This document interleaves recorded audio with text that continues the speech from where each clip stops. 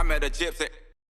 And I feel like you're in a bit of a, I guess, like a resurgence at the moment. Like you're doing a bunch of races, you're running the two-stroke. Like there's a lot of people that are still pumped on Marv right now.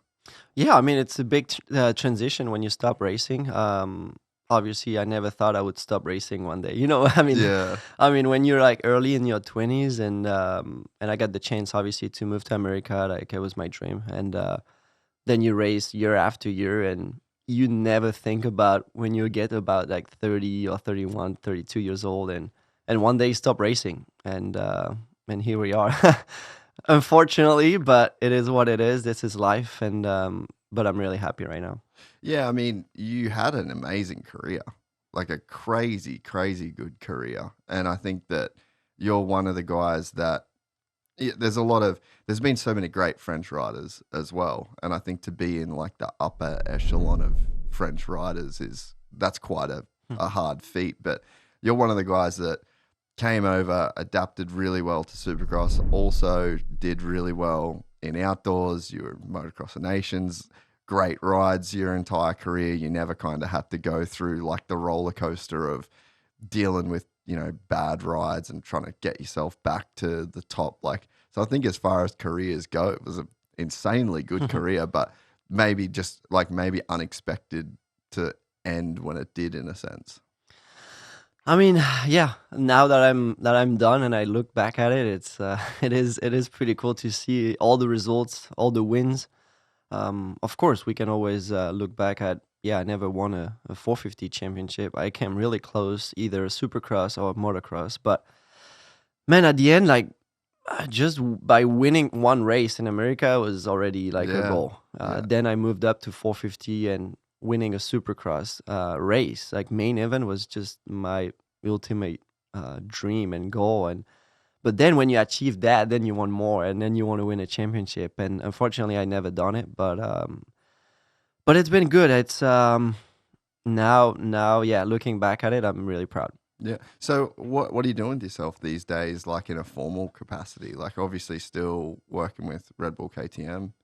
Yeah, I'm just naturally, I want to stay with the brand. There's nothing really script or like, oh, you have to do this or that. It's my goal to be with the brand. So naturally, I want to ride KTM's, and they have a lot of bikes. So I'm lucky. I can ride like an electric free ride. I can ride enduro bike, whatever I want. So it's new right now for me in my situation to do a little bit whatever I want. So yeah, I'm learning that. Definitely not. I'm pretty busy. I'm not bored. I have my daughter too. So for 15 years, I used to wake up and do my stretching, do my cardio, go to the track, and it was the same thing over and over. And I enjoyed it. Yeah. But now I wake up and then I go and pick up my daughter off bed, and play with her and feed her and stuff. So it's so different, but now I also get to go still to the track because I love it. I love coaching. I've been helping Tom Vial.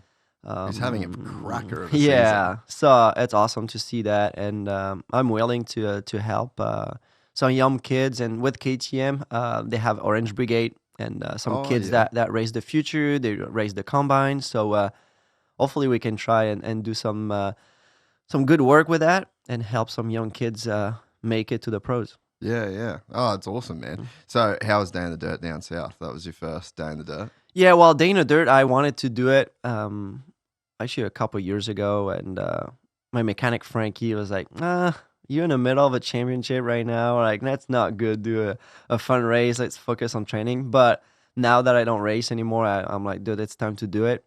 Brought my family there.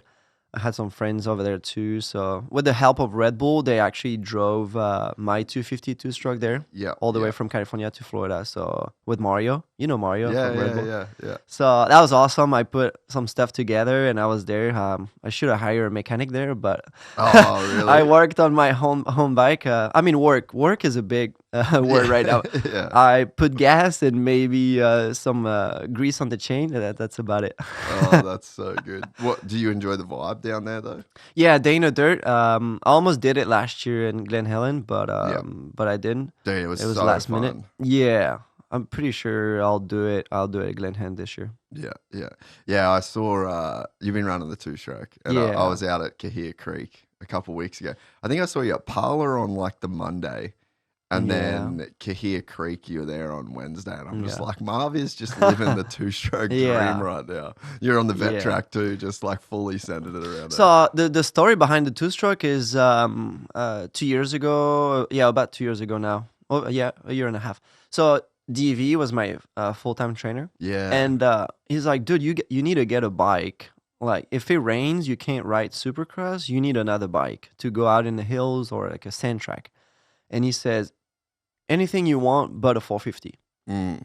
Like, okay, let me think about it. And I'm like, let me get a 250 two-stroke. So that's what I got from KTM. And after that, I'm like, I want to get my own. So that's what I got, and made it pretty cool.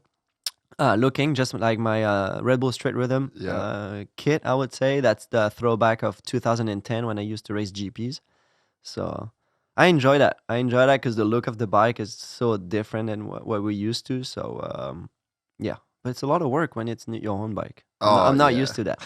I'm used to have Frankie working on my bike every time. So do you like the mechanical side of it now, or is it just too much of it? Like it's just a hassle? I think I'm afraid to do too much on the bike. Yeah. I can take stuff off the bike, that's easy.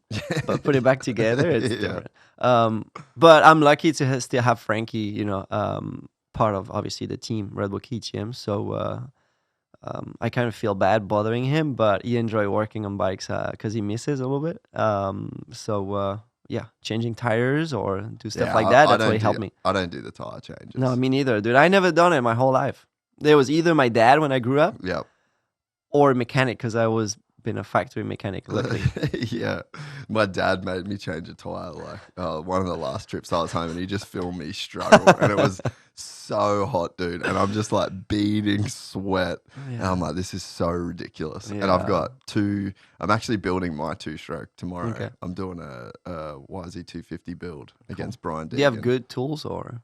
I actually bought a bunch of tools. So we did I think if you don't, then if you're not a good mechanic and you don't have good tools, then you're screwed. the good tools makes the biggest difference in the world. Like we did a thing with Motorsport this year, so they're one of our sponsors, and so we got like a budget for this bike build, and the first thing I did was just buy every tool. I was like, I'm getting all of the good shit, like all the Motion Pro T-bars that spin and like all the little special. And you enjoy it.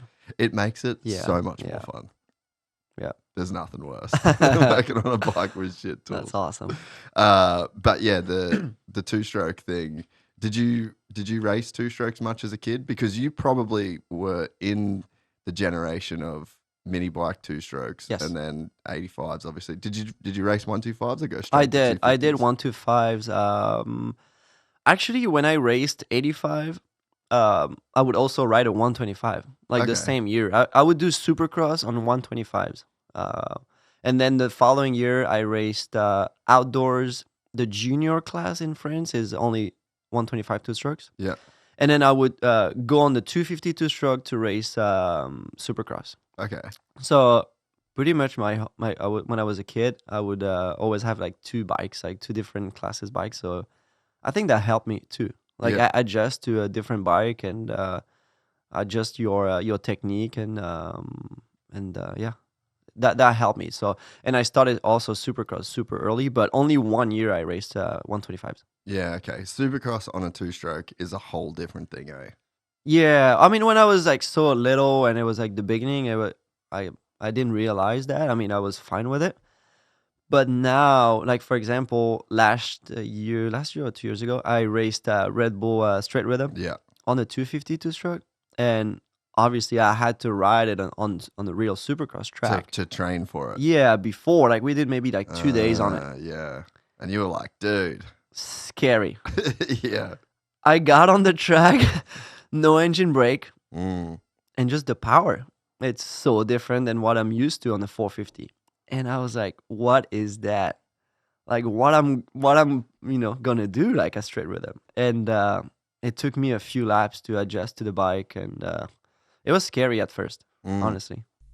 We're excited to announce the launch of our new membership site, gypsytales.com, packed with exclusive content and perks that you won't find anywhere else. This is your chance to become a part of the Gypsy Gang. And as a special bonus, if you sign up to an annual membership, you'll be entered into the draw to win our custom-built TC125. Gypsy Gang.